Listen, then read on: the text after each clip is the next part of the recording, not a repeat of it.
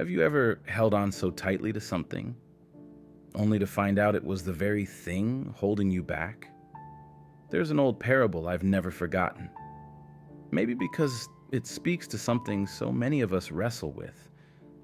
And by the end, you may see your own life a little differently. There was once a man who spent his whole life dreaming of climbing a great mountain. Not just any mountain, but the one that had called to him since he was young. He trained, prepared, and finally set out to conquer it. Alone. Hour after hour, he climbed. His muscles ached, the air thinned, but he pushed on, driven by the dream. But then, as the sun disappeared behind the peaks, darkness crept in. A thick fog settled around him, and in one wrong step, he slipped. He fell fast and hard. The wind roared in his ears. His heart pounded. Everything he'd ever known flashed before his eyes. Then, suddenly, he stopped. The rope tied around his waist had caught on something. There he was, dangling in midair, swinging in the freezing dark, terrified, alone, powerless. In his desperation, he did what so many of us do when we hit the bottom. He cried out to God, "Please, God, save me. I'll do anything. You're my only hope." And to his shock, a deep, steady voice answered, "Let go of the rope." What?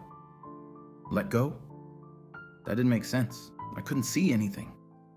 Didn't know how far the fall would be. It could be hundreds of feet. It could be the end, he whispered, clutching the rope tighter. "I can't." But again, the voice said, calmly but firmly, "Let go of the rope." He couldn't do it.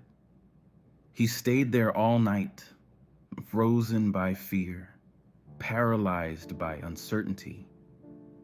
Eventually, the cold overcame him, and he died, still clinging to the rope.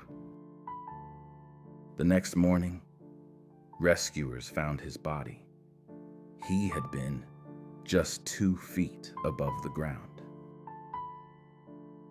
This story is about something we all struggle with. Letting go when we don't know what's next. The man held on to the rope because he was scared. He couldn't see what was below, and that fear cost him his life. Now think about your own life. How often do you hold on to things out of fear?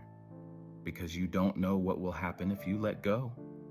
Maybe it's a relationship that isn't working, a job that no longer feels right, or a version of yourself that's keeping you stuck. But here's the thing. Holding on out of fear can hurt us more than letting go. Letting go doesn't mean you're weak or giving up. It means you're choosing to trust that even if you don't have all the answers right now, things will work out. Letting go isn't easy, but sometimes it's the bravest, wisest, most life-changing thing you'll ever do. You don't have to have it all figured out. Just take the next step. And maybe, just maybe, that's exactly when faith begins.